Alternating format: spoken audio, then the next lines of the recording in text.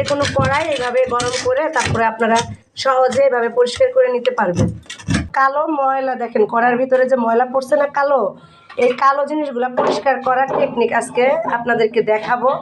তো এই যে চুলার ভিতরে কিন্তু এই যে কড়াইটাকে একটু কিছুক্ষণ দিয়ে গরম করে নিচ্ছে, গরম করে নিয়ে ঘুরায় ঘুরায় তারপরে কিন্তু এটা পরিষ্কার করা হবে।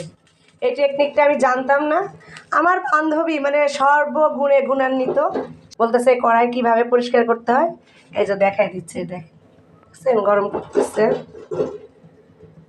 এখন খালি চামিচ দিয়ে যেরকম করবেন আর দেখেন পরিষ্কার হয়ে যাবে।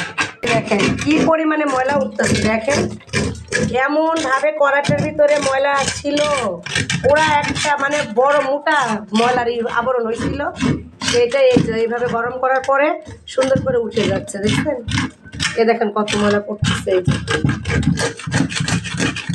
যে কোনো কড়াই এইভাবে গরম করে তারপরে আপনারা সহজে এভাবে পরিষ্কার করে নিতে পারবেন, একদম নতুনের মতো হয়ে যাবে। কত ময়লা, এই যে ময়লা, এতগুলা ময়লা উঠছে, ওরে ময়লা কড়াইটার ভিতর থেকে দেখছেন কি পরিমাণে ময়লা উঠছে।